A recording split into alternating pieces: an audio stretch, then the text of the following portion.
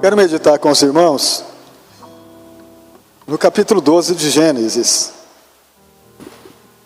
Eu preguei esse capítulo 12 esses dias, acho que menos de um mês atrás, mas o Senhor quer que a gente lê novamente aqui os 3 primeiros versículos. Obrigado, Sabina. Ora, o Senhor disse a Abraão: sai-te da tua terra e da tua parentela e da casa de teu pai para a terra que eu te mostrarei. E far-te-ei uma grande nação, e abençoar-te-ei e engrandecerei o teu nome, e tu serás uma bênção. E abençoarei os que te amaldiçoarem, e amaldiçoarei os que te amaldiçoarem. Em ti serão benditas todas as famílias da terra. Versículo 4 também. Assim partiu Abraão, como o Senhor lhe tinha dito, e foi Ló com ele. E era Abraão da idade de 75 anos, quando saiu de Harã.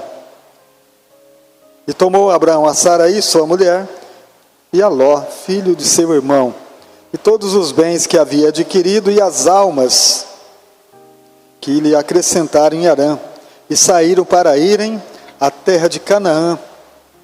Chegaram à terra de Canaã. Obrigado, meu Deus, pela tua palavra, que o teu Espírito possa guiar os nossos pensamentos, entendimentos, sabedoria, tudo, para ir na profundidade, para compreender a tua vontade, em nome de Jesus. Amém, queridos?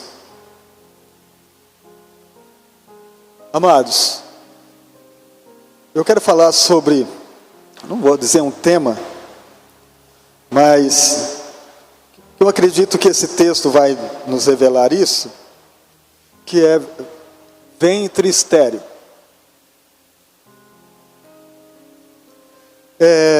O chamado, ou melhor dizendo, do chamado ao propósito, há uma distância a ser percorrida. Pois demora desde a nossa infância espiritual até a maturidade espiritual. Quando nós fomos chamados, nós não entendíamos, nós não tínhamos conhecimento de quem Deus é e de quem somos nós. Nós não tínhamos essa sabedoria para discernir isso. Com o passar do tempo, nós vamos entendendo. Então, nesses dias, Deus tem falado muito nesse texto conosco. Deus tem falado muito sobre Abraão, sobre ele, sobre quem ele foi, sobre o seu chamado, e onde ele chegou, com o entendimento que ele foi recebendo na caminhada com Deus. Porque, como Paulo também disse, o Espírito Santo vai revelando de acordo com a nossa maturidade, de acordo com aquilo que nós já conseguimos entender. Então, Abraão, a vida do patriarca Abraão precisa ser um espelho para nós, que somos participantes da graça, pois ele cumpriu a lei antes dela existir, e viveu a graça antes dela ser revelada. Aquilo que nós vivemos hoje, ele viveu também. E é por isso que nós temos a revelação do Evangelho, que diz que ele é o nosso Pai na fé, que obedeceu a Deus, e isso foi lhe imputado em justiça.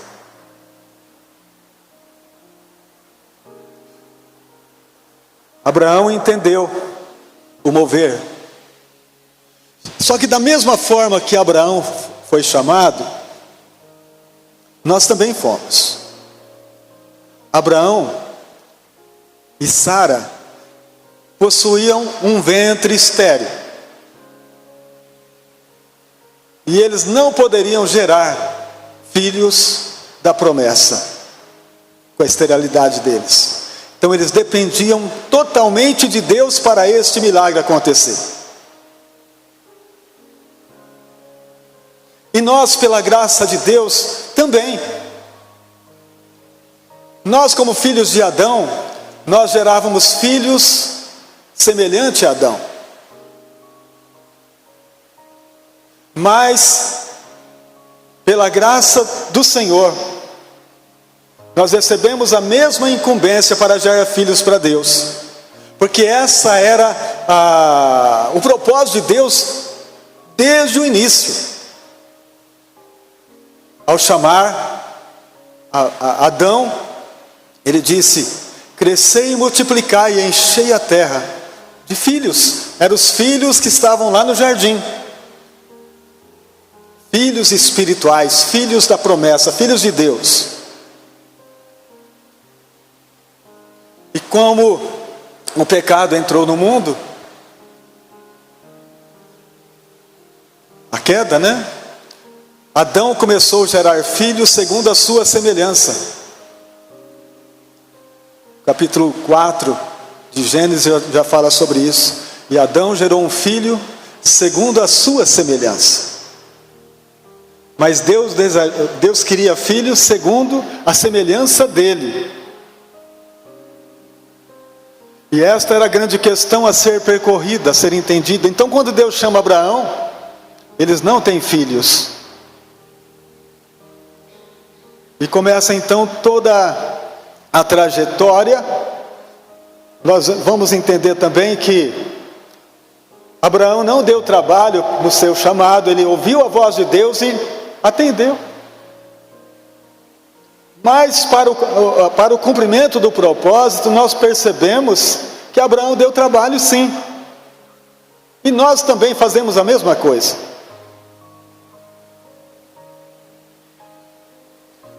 Porque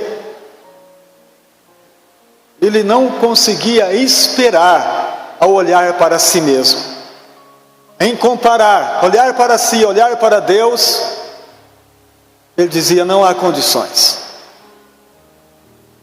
Pela minha idade, pela idade de Sara, ventre estéril, nós não vamos dar à luz. Mas tudo começa, amados, através de uma intimidade. Note bem que Deus chama ele e diz: para uma terra que eu te mostrarei. Deus não pegou um mapa e disse: aqui está o endereço, pode ir.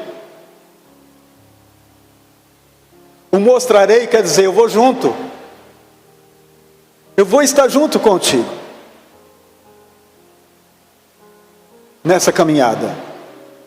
E nesta intimidade com Deus é que o milagre iria acontecer. Então nós também recebemos esse mesmo chamado para andar com Deus. Quando nós somos chamados, ou antes da gente ser chamado, nós andávamos sem Deus. Mas a partir do momento que nós ouvimos a palavra, que o Espírito Santo entrou em nossos corações, nós entendemos que a nossa caminhada seria com Ele. É claro que nós demos trabalho a mesma coisa. E damos trabalho até hoje. Um tempo estamos firmes, outro tempo vacilamos. Então, se a gente for ver ali a caminhada de Abraão, ao sair da terra prometida, aliás, ao sair da terra dos seus pais, no chamado de Deus, assim que saiu, o primeiro problema que aconteceu no caminho, no capítulo 13, ele foi para o Egito,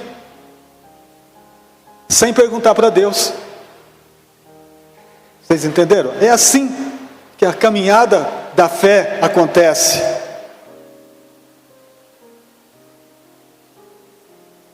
Gera um monte de problema no Egito. O faraó praticamente o expulsa de lá. Ele vem. No capítulo 14 tem uma guerra contra 4 reis. A questão de Sodoma. aonde ele e os seus servos conseguem trazer de volta tudo que aconteceu ali com Ló, com o pessoal de Sodoma. Ele traz tudo de volta, consegue resgatar tudo que foi levado. No capítulo 14 ainda, ele tem o primeiro encontro com Melquisedeque. Melquisedeque é uma figura de Cristo. Ele tem ali em mãos o dízimo de tudo que foi arrecadado, e ele dá o dízimo para o sumo sacerdote Melquisedeque. E ali ele participa do pão e do vinho.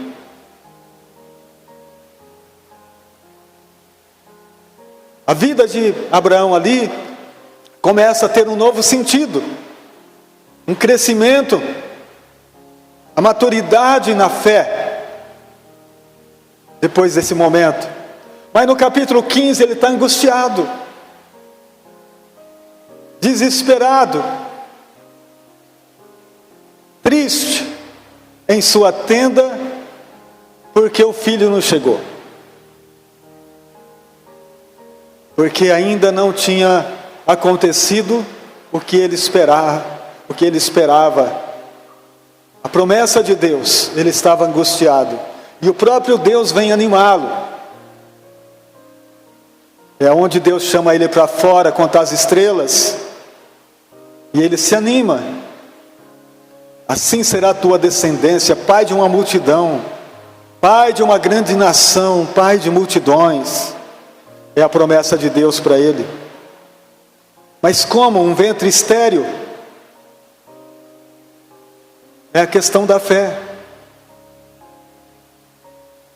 que ele viveu. Agora nós, como filhos dele, como filhos de Abraão na fé, quantas vezes nós temos uma decadência semelhante e deixamos de viver a fé verdadeira para ficar em nossa tenda reclamando?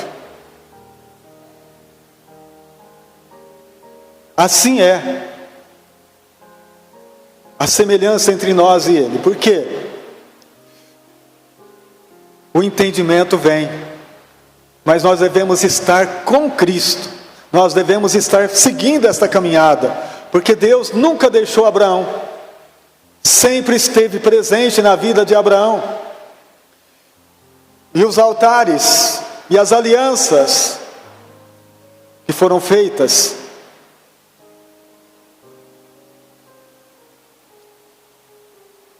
no capítulo 16, o desvio do propósito, aonde mesmo Deus tendo reafirmado a promessa no capítulo 15, no 16 há uma queda. Altos e baixos, irmãos. É assim. Não tem uma firmeza crescente, não é assim? Tem dia que você está glorificando, falando em língua estranha, está profetizando, e outro dia está lá embaixo.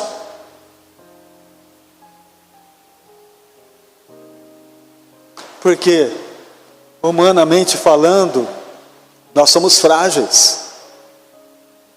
O espírito está pronto, mas a carne é fraca. E se não alimentar o espírito todos os dias da maneira correta, na palavra, na oração, com certeza haverá desânimo. Com certeza haverá dias difíceis, que parece que não vai ter vitória naquele dia, que parece que nós não vamos chegar da forma como Deus diz. E foi onde foi mais um grande tropeço, o relacionamento de Abraão com Agar.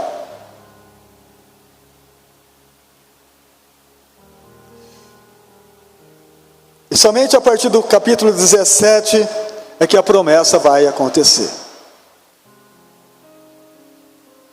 Então, amados, os tropeços são naturais, mas eles podem servir, claro, primeiramente de obstáculo, certo? Mas também de trampolim para crescermos na fé. A Bíblia diz que tudo coopera para o bem daqueles que são chamados pelo decreto de Deus. Nós temos que entender o porquê que tropeçamos tanto. O porquê que nós não conseguimos andar mais rápido. O porquê damos tanto trabalho para Deus. Então a nossa natureza, ela sempre nos chama para a terra. Mas como o pastor Erasmo leu aqui no começo do culto, o Espírito nos faz olhar para cima, onde Cristo está assentado. O Espírito diz, olha para cima. A carne diz, você não está vendo os problemas? Você não está vendo os tropeços? Você não está vendo que você não dá conta? A nossa natureza humana, ela sempre vai dar trabalho para nós. Mas a nossa natureza espiritual, ela nos põe de pé, porque Cristo está no comando. O Espírito Santo nos chama para orar, nos chama para santificar a nossa vida, nos chama para colocar de pé e dizer, olha, tem vitória para você em Cristo, olha para Ele, olhando para Ele. Irmãos, não tem outra forma. Mas Isaac nasceu, o filho da promessa. Amém? Isaac nasceu. Esta é a caminhada. Então o Espírito começou. É claro que ali era tudo fisicamente, mas Ele é o nosso Pai na fé, tudo é pela fé. E nós cremos que agora nós entendemos o que? Cristo nasceu. Cristo veio. Cristo morreu por nós. Era o filho da promessa. Isaac até Cristo. Em ti serão benditas todas as famílias da terra. Jesus nasceu na geração de Isaac, no filho da promessa, e não no filho da escrava, e não na geração de Adão, mas na geração de Cristo. Cristo veio, Cristo nasceu, então Cristo também nasceu em nós, nasceu em nosso coração como um bebê, e Ele vai crescendo em nós, dia a dia. Quando Cristo era bebê em mim e em você, nós vivíamos a nossa infância espiritual. Mas Cristo crescendo em nós, Cristo foi crescendo em nós, Ele chega à estatura de um varão perfeito. E com a chegada de um varão perfeito, Deus olha para Abraão e diz, agora eu quero o teu filho. Mas agora ele já está grande. Abraão agora já está maduro na fé. Ele não pensou duas vezes em oferecer o filho. E ele faz isso com presteza, com rapidez. Ele toma o seu filho e caminha 3 dias para oferecê-lo em holocausto no Monte Moriá. E é uma luta imensa, porque cumprir o propósito é muito difícil. E este era o propósito na vida de Abraão. O nosso propósito também é entregar tudo. Nós temos resistência. Nós relutamos muito, amados, em dar tudo que Deus pede. E Deus não pede alguma coisa, Ele pede tudo. Ele não pediu ouro para Abraão. Abraão daria. Ele não pediu os gados de Abraão, as riquezas de Abraão. Ele pediu tudo. Aí quando você lê que Deus também deu tudo, aí você entende o que Abraão fez. Aquele que nem mesmo seu próprio filho poupou, antes o entregou por todos nós, como não nos daria com ele todas as coisas? Então ele está dizendo: Abraão, me dê tudo. Me dê tudo, porque eu dei tudo. E Abraão então vai fazer este sacrifício no Monte Moriá, vai ofertar tudo a Deus. E ele vai mesmo, ele vai fazer isso mesmo, ele não vai negar. E Deus repete isso depois, falou: você não me negou o teu único filho. E ele foi chamado o amigo de Deus. Aí Jesus diz para nós no capítulo 15 de João: vós sereis meus amigos se fizerdes o que eu mando. Então a mesma coisa que Abraão foi chamado, eu também posso ser, desde que eu faça o que Jesus mandou, desde que eu faça tudo o que ele pediu para eu fazer. E ele não quer nada mais de mim, a não ser tudo. Ele só precisa do tudo, porque se eu der tudo a ele, eu tenho tudo dele. Dá para entender isso, queridos? Então tem muita gente, amados, relutando, sabe, segurando em pequenas coisas, em pequenas fagulhas, não solta, não libera, não cresce. Porque enquanto não liberar, nós não teremos o que Abraão teve. Então está no tempo da gente compreender estas coisas, e deixar a nossa natureza humana de lado, esse domínio infantil que ela promove sobre as nossas vidas, e a gente fica valorizando o que não tem valor, guardando o que não vale nada, quando nós devíamos dizer: Senhor, tudo é teu, tudo é para ti e para a tua glória. Então Abraão, ele amou a Deus no primeiro mandamento sem ele existir. Amou a Deus sobre todas as coisas. Amém? E na graça, a fé alcançou. Pela fé, justiça foi feita. Isso é graça. Porque ele entendeu que ele não merecia nada. Favor imerecido. E que Deus o deu a ele. E os frutos, meus queridos, o ventre estéril foi curado. O ventre estéril foi curado e gerou uma grande nação. Em Cristo, o nosso ventre também é curado. E nós daremos frutos. Eu quero ler com vocês João 14, do 12 ao 14. Ao 14 diz assim: na verdade vos digo, que aquele que crê em mim, também fará as obras que eu faço, e a fará maiores do que estas, porque eu vou para o meu Pai. E tudo quanto pedirdes em meu nome, eu farei, para que o Pai seja glorificado no Filho.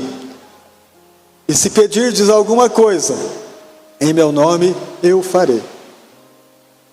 Então, a partir do momento em que o nosso ventre espiritual é curado, a gente gera para Deus. E Jesus está dizendo: farão mais, terão mais, farão o que eu fiz e farão mais. Ventre estéril que não dava, que não gerava, agora é capaz de gerar em Cristo. Agora pode gerar em Cristo. Irmãos, se nós entendermos que o nosso ventre espiritual está sarado, está curado, como o de Sara, note bem, ela tinha quantos anos, André? 90? 90 anos. E deu fruto para Deus. O nosso ventre curado em Deus, ele tem que gerar filhos espirituais que glorificam o nome do Senhor. Veja o que diz capítulo 15, Márcio, de João mesmo. Versículo 16. Não me escolheste vós a mim, mas eu vos escolhi a vós, e vos nomeei para que vades e deis frutos, e o vosso fruto permaneça, a fim de tudo quanto em meu nome pedirdes ao Pai, Ele vô-lo conceda. Amém? Ventre curado, pede e o Pai dá. Está na hora de pedir. Pedir filhos para Deus. Precisamos pedir, Senhor, eu quero gerar.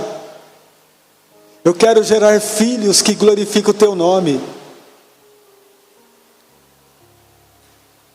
Paulo, ele apresenta alguns filhos dele, né? No caso, Timóteo, meu filho, lembra? Tito, meu amado filho, que eu gerei em minhas prisões. Nas prisões, ele estava gerando filhos para Deus, gerando filhos que glorificavam o nome do Senhor. Então está na hora do povo de Deus saber: o ventre é estéril ou está curado? Esse ventre vai dar à luz ou vai continuar doente? Ventre curado dará à luz. O ventre são, o Senhor usará para que os filhos de Deus sejam multiplicados. Eu creio na multiplicação neste lugar, amém, queridos? Eu creio que o Senhor multiplicará os filhos dele, os filhos que glorifica, os filhos que exalta, os filhos que não se envergonham e que darão luz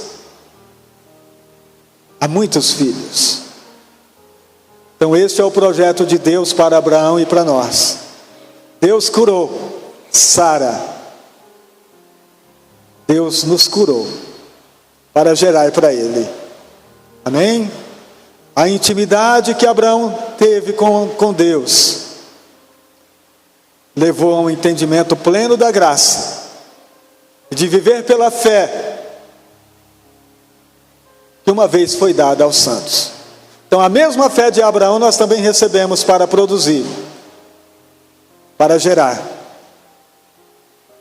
E esta é uma palavra que o Senhor me deu, para nós termos o entendimento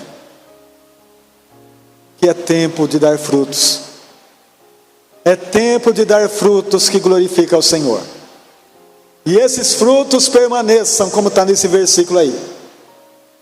Porque os frutos que vêm pelo Senhor, eles permanecem. Eles vão permanecer para sempre. Amém, queridos?